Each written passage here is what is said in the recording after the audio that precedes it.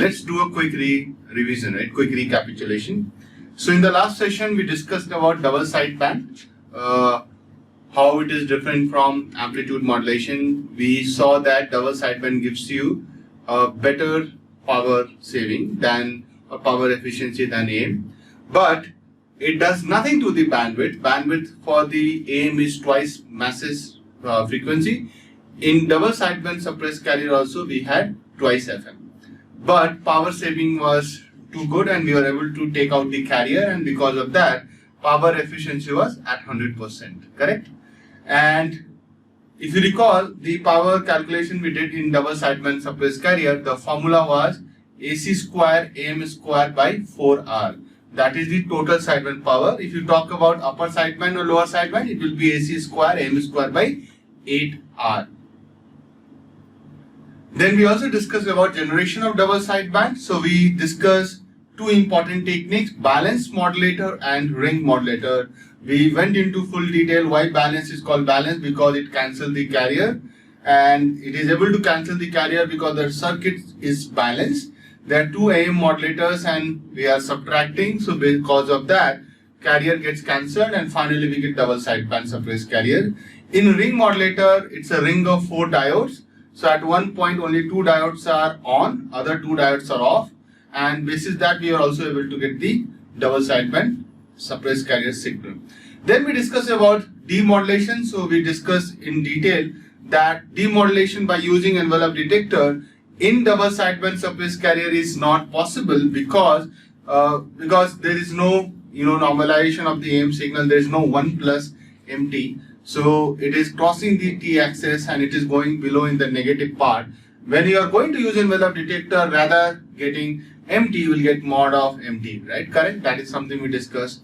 So what is the other detection technique left out?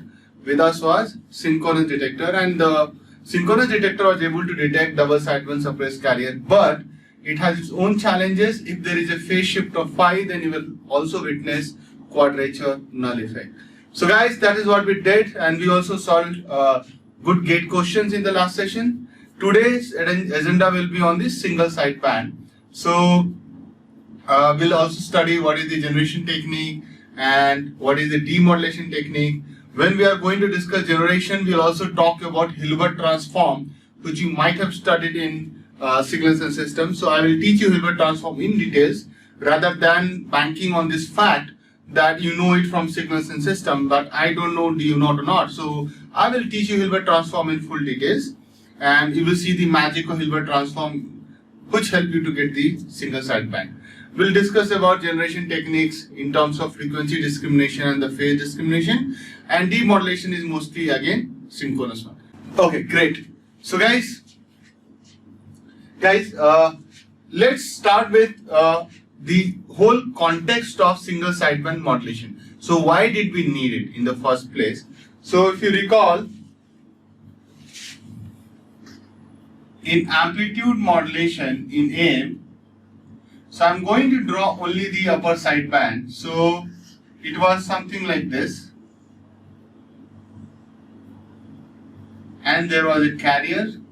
So this is upper sideband, lower sideband, FC, FC plus W and FC minus W.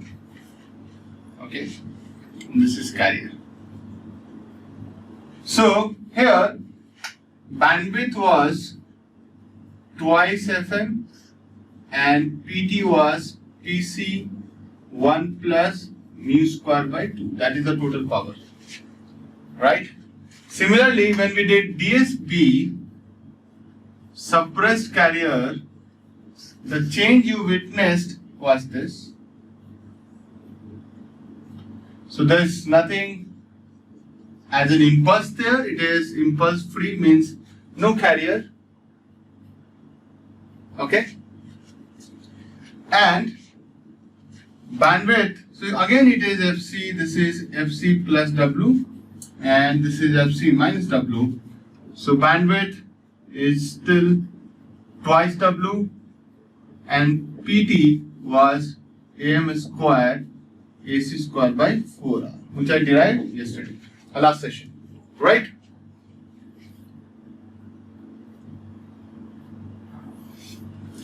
Now looking at this, guys, if you compare these two, so here bandwidth is 2W. Guys, change this to 2W.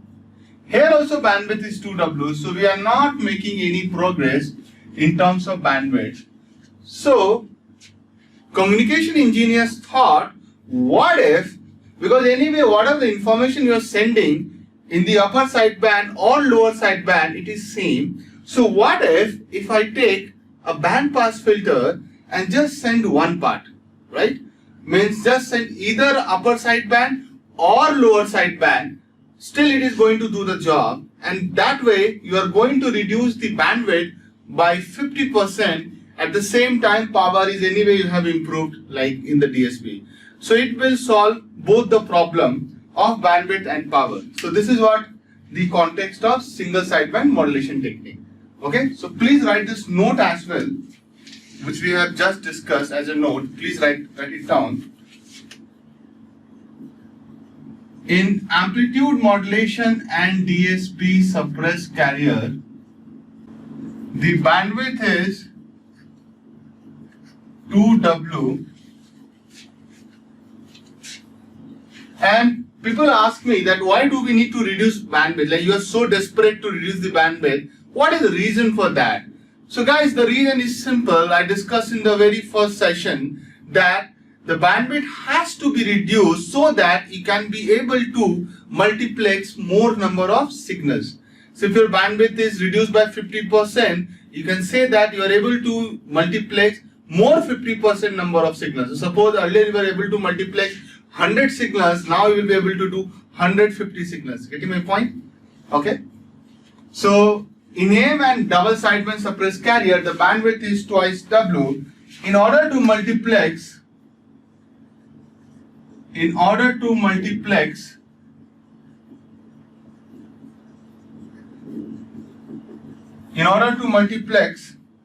more number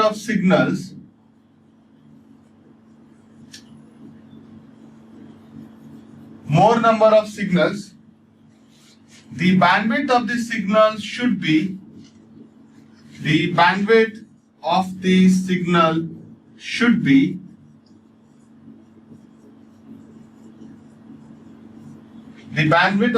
should be as low as possible.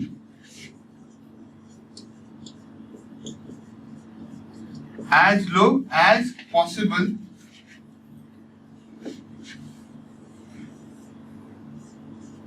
So in SSB modulation,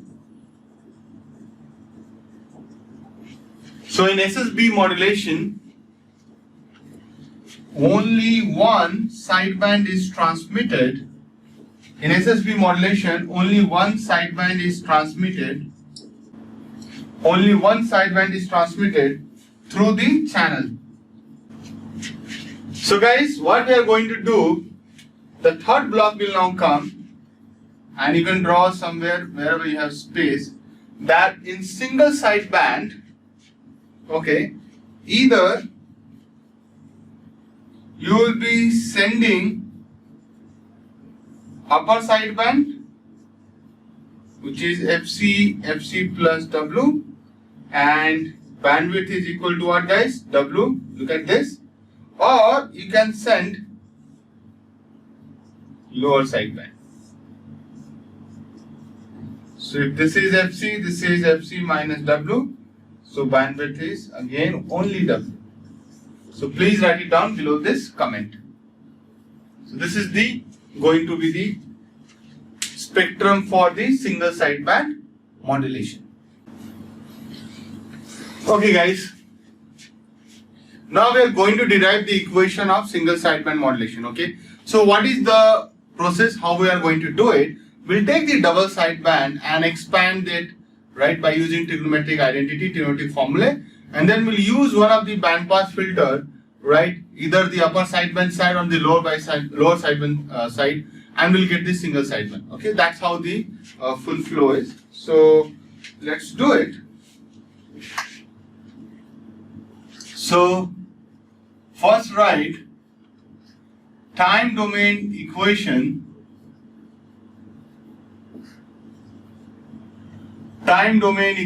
of double sideband suppressed carrier signal. Write time domain equation of double sideband suppressed carrier signal. So we know that K, we already assumed 1, right? So your equation will be something like this: AC m of t cos 2 pi fct. That is a very basic equation, right? Now we take m of t equal to our standard single tone massive signal. So it is am cos 2 pi fmt, and just put it there, so it will become AC am cos 2 pi fmt cos 2 pi fct. Okay? And now apply the formula of 2 cos A cos B.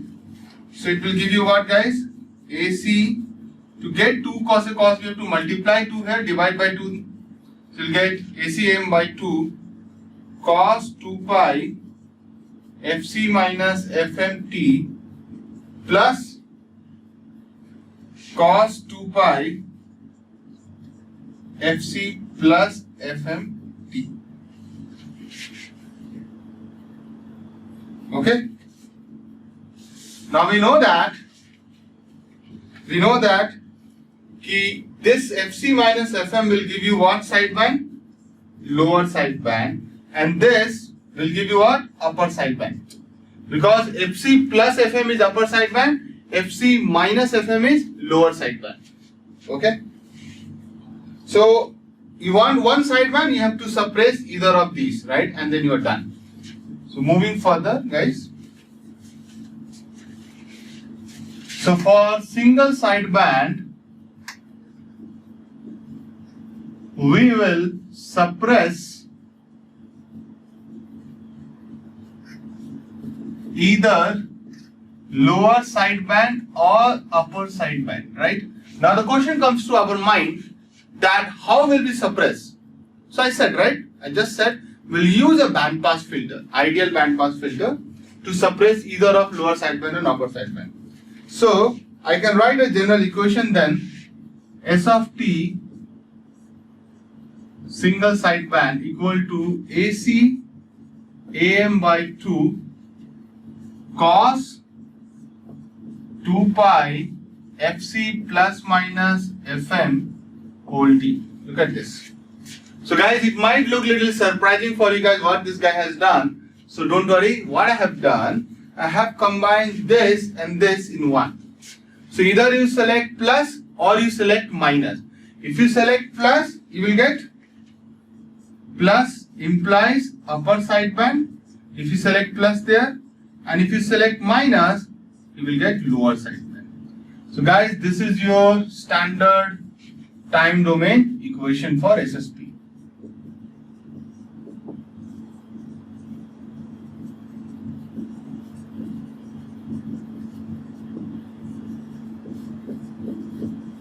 Is it clear?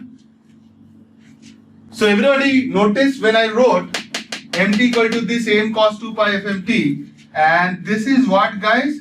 This is single tone.